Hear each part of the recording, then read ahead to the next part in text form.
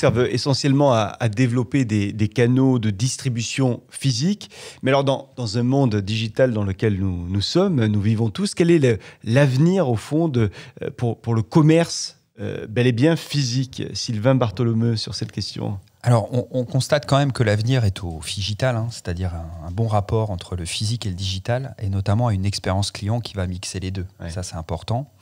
L'autre point important, c'est de se dire que l'avenir des réseaux, le commerce, l'avenir du commerce est dans le commerce en réseau. Aujourd'hui, le commerce isolé, c'est quand même de plus en plus compliqué de l'exercer dans un monde en mutation permanente, avec des contraintes digitales, des nouveaux outils pour fidéliser, créer de l'expérience client digitale, avec aussi l'introduction des nouvelles technologies, de l'IA, etc., etc. Aujourd'hui, l'enjeu est de vivre en réseau. Parce que si vous voulez vous mettre au goût du jour, maintenir une bonne communauté client, maintenir une bonne expérience client, il faut vivre en réseau pour pouvoir mutualiser et pouvoir mieux innover. Je pense aussi qu'il y a un point important, c'est qu'en fait, le client, il ne raisonne pas physique ou digital. Le client, il raisonne marque, il raisonne expérience. Et donc, il va aller vers les marques qui lui parlent.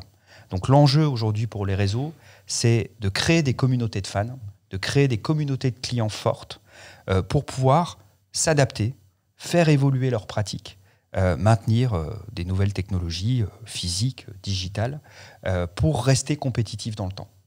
François-Luc Simon, le commerce physique, selon vous, a-t-il un avenir ? Oui, je pense qu'il a un avenir. À regarder dans les 25 ou 30 prochaines années, oui, après je ne sais pas, mais oui, dans cet horizon temporel, oui. Il faudra je suis d'accord avec tout ce que vient de dire Sylvain, évidemment, mais il faudra aussi que la tête de réseau, parce que c'est son travail, s'adapte aux évolutions de consommation, aux attentes changeantes du consommateur. C'est même son travail d'être visionnaire. C'est pas le rôle du franchisé.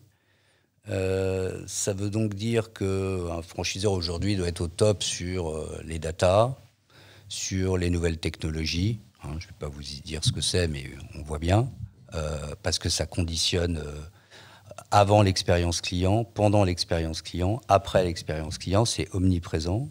Et puis, il y a le commerce responsable, il y a les packaging virtuels, enfin, il y a toute une série de choses qui apparaissent et qui font que le franchiseur doit être attentif à ça. Ça a deux incidences, en fait, dans le contrat de franchise dont je m'occupe. La première, elle est de forme, c'est-à-dire qu'on voit de plus en plus apparaître l'annexe digitale, l'avenant digital. Parce qu'on ne peut plus le mettre dans le contrat de franchise. Parce que le contrat de franchise, s'il fait 50 pages, l'annexe digitale, elle fait peut-être 50 pages aussi. Donc, on fait des annexes dédiées à ça. Il y a 20 ans, ça n'existait pas puisqu'il n'y avait pas de digital. Et plus il y aura de digital, plus ça va être compliqué, plus ça va être technique, plus on va avoir ce phénomène. Qui est véritable et qui concerne plein de secteurs d'activité. Deuxième observation de fond, c'est que dans le rail un peu classique de la franchise où j'ai un droit d'entrée, des royalties, une participation à la communication, il faut payer le digital. Et donc il y a une question de flux financier qui se pose parce que de moins en moins, on le met dans les royalties. Parce que si on le bloque dans les royalties, comme les royalties, le plus souvent, on le sait bien, ne bougent pas ou pas beaucoup, ça revient finalement à empêcher l'avènement du digital. Donc, on le sort pas seulement par un avenant, on le sort aussi dans les flux financiers. Et de plus en plus, on propose même des services à la carte pour les franchisés, pour leur permettre de bénéficier de tous les outils up-to-date, en quelque sorte. Vous êtes évidemment d'accord, Lorraine Lemeur, pour dire que le commerce physique est en pleine évolution. Oui, effectivement. Les magasins physiques, ils se transforment en lieu d'expérience. On parlait d'expérience client, effectivement. Les consommateurs ont besoin d'interagir directement avec les produits. Donc, cela inclut des démonstrations en direct, des zones de réalité virtuelle aussi, et des événements spéciaux pour attirer et fidéliser la clientèle. C'est le leitmotiv des têtes de réseau. Les marques, elles cherchent à intégrer harmonieusement les canaux en ligne et physiques. Cela permet aux consommateurs donc, de commencer leur expérience d'achat quelquefois en ligne pour la finaliser en magasin ou vice-versa, créant ainsi une expérience sans couture.